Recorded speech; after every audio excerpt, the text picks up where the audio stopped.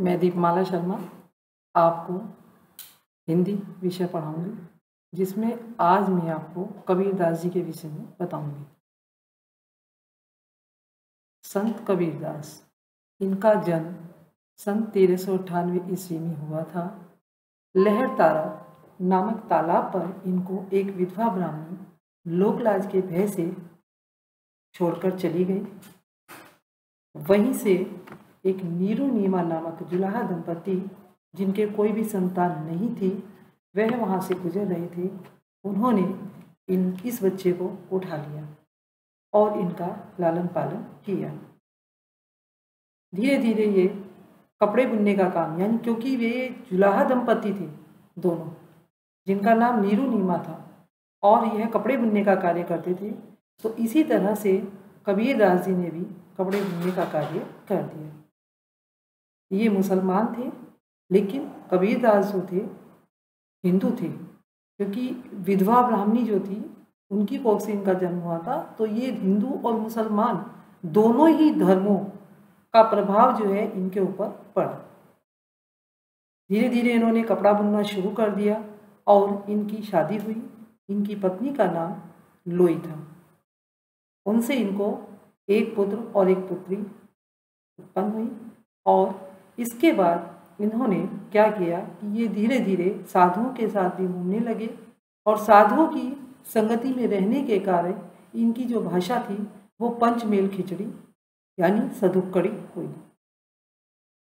इनकी शैली जो थी, इन्होंने मुक्तक और उपदेशात्मक शैली दोनों में ही कार्य किया। इनकी बारे में लोग जो हैं यह कहते थे कि इन्होंने कभी भी कलम को हाथ में नहीं उठाया। जो इनके साथ धर्मदास आदि जो इनके शिष्य थे, उन्होंने ही इनके बारे में लिखा। जहाँ भी इन्होंने उपदेश दिया वही उपदेश इन्होंने लिखा। और इनकी 3 रचनाएं थी, एक साखी, एक सबद और एक रमीनी, जो बीजक के नाम से प्रसिद्ध है।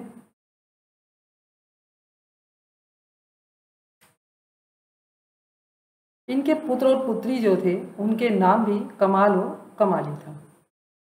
इनकी जो मृत्यु हुई वो सन 1518 में हुई। ये जो है सबसे ज़्यादा, ये देखिए कि इनकी जो एज थी 120 साल जिए ये, और ये काफ़ी अच्छी प्रतिभा से युक्त थे। इन्होंने अपनी रचनाओं में समाज सुधार से संबंधित पाखंड विरोध किया इन्होंने, क्योंकि इनके बारे में जाति पाति का भी विरोध दिया गया है। जैसा कि काकर पाथर जोरी के मस्जिद लई बनाए, ताचड़ी मुल्ला बाग दे क्या बहरा हुआ खुदाई, इस तरह की जो है इन्होंने पंक्तियाँ भी कसी हैं। और धार्मिक एकता, सद्भाव पर भी इन्होंने बहुत ज़्यादा बल दिया। ये ज्ञान मार्गी संत कबीरदास जी यानी जो हैं ज्ञान मार्गी संत काव्यधारा के कवि थे, और इन्होंने ज्ञान के माध्यम से लोगों को सिखाया। इसीलिए इनका साहित्य में बहुत ज़्यादा महत्वपूर्ण स्थान है। अब मैं आपको इनकी साखियाँ पढ़ाऊँगी। सबसे पहली साखी इनकी है, सतगुर हमसु रिझी करी, एक करहा पर संग, बरसिया बादल प्रेम का भीजी गया सब अंग। इसमें इन्होंने जो है अपनी गुरु के विषय में, यानी उन्होंने गुरु के विषय में बताया है कि गुरु के प्रति किस प्रकार का समर्पण भाव इनके मन में था, और उसी से संबंधित इन्होंने बताया है। वे कहते हैं कि सतगुरु ने हमसे प्रसन्न होकर, मेरे अच्छे गुरु ने मुझसे प्रसन्न होकर जो है हमें ज्ञान का एक ऐसा उपदेश दिया कि उस उपदेश से हमारे हृदय में क्या हुआ कि हमारे हृदय में ईश्वर के प्रति सच्चा प्रेम उत्पन्न हुआ, और गुरु के द्वारा दिए गए उस उपदेश से भक्ति भी जागी, प्रेम भी जागा, और स्नेह रूपी ऐसे बादलों की मानो वर्षा हुई, जिससे मेरा अंग अंग भीग गया। कबीरदास जी आगे भी कहते हैं कि हृदय में ईश्वर के प्रति जो है प्रेम उत्पन्न होता है, उसी प्रेम से मन को शांति भी मिलती है, और मानव जीवन में इसीलिए गुरु का बहुत ज़्यादा महत्व है। अब आपकी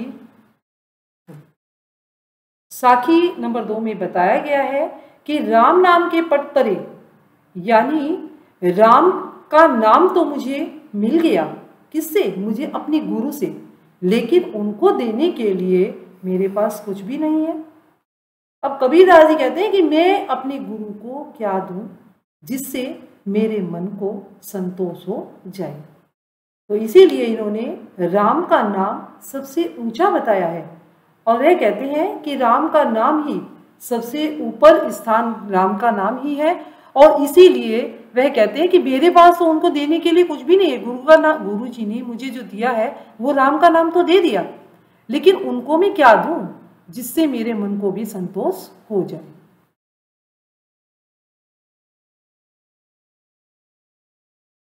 साखी 3। साखी 3 में बताया गया है कि ज्ञान का प्रकाश तो गुरु से मिल गया। उन्होंने जो है बताया है कि गुरु जो हैं वो हमें क्या दिखाते हैं, हमें ज्ञान का मार्ग दिखाते हैं जिसको हम भुला नहीं सकते। इसीलिए आगे अगली साखी में यही है कि ज्ञान का प्रकाश तो मुझे गुरु से मिल गया, ज्ञान का रास्ता तो उन्होंने मुझे दिखा दिया। सो जीनी बिसरी जाए, बिसरी यानी मैं उसको कैसे भुला दूं, बिसरी माने होता है भुलाना, यानी मैं उसको कैसे भुला दूं, क्योंकि जब प्रभु की कृपा हुई, गोविंद गोविंद होते हैं प्रभु, यानी भगवान की जब मुझ पर कृपा हुई तभी तो मुझे एक अच्छे गुरु मिले हैं। तो इसीलिए उन्होंने गुरु के विषय में और प्रभु के विषय में इसमें बताया है। साखी 4 में आप देखेंगे कि माया दीपक नरपतंग भ्रमी भ्रमी इवे पड़ंत। माया रूपी दीपक के समान जो है मनुष्य को बताया गया है, क्योंकि आपने देखा होगा कि जब कोई दिया जलता है तो उसके चारों ओर भ्रमी भ्रमी यानी उसके चारों ओर घूम घूम कर पतंगा जो है उसी में क्या हो जाता है, उसी में भस्म हो जाता है, उसी में जल जाता है। उसी प्रकार से मनुष्य भी ऐसा ही है कि वह भी इस माया नगरी में आकर वह भी क्या करता है, इस माया मोह के कारण जो है चारों ओर चक्कर लगाता रहता है। और कोई एक आदि व्यक्ति ऐसा होता है कि जो गुरु के ज्ञान को समझ पाता है, गुरु के ज्ञान को प्राप्त कर पाता है। साखी नंबर 5 में आप देखेंगे कि जब मैं था, जब मेरे अंदर मैं की भावना थी, मेरे अंदर अहंकार की भावना थी, तब मुझे गुरु का ज्ञान नहीं था। और जब मेरे अंदर की क्या हुआ कि अहंकार की भावना समाप्त हो गई, मेरे अंदर का अहम समाप्त हो गया, अब गुरु है हम नहीं, यानी अब मुझे गुरु का ज्ञान प्राप्त हो गया है, तो मेरे अंदर से वह अहम की भावना, वह अहंकार की भावना समाप्त हो गई है। आगे कबीरदास जी कहते हैं कि प्रेम की गली अति सांकरी, यानी प्रेम की गली तो बहुत छोटी होती है, इसमें दोनों बातें एक साथ नहीं समा सकती, क्योंकि या तो अहम की भावना ही समाएगी और या फिर गुरु का ज्ञान ही समाएगा। तो इसीलिए उन्होंने कहा कि प्रेम की गली बड़ी छोटी होती है, इसमें दोनों बातें एक साथ नहीं समा सकती। इसीलिए जब हमें गुरु का ज्ञान प्राप्त करना है तो हमें अपने अंदर के अहंकार को समाप्त करना है।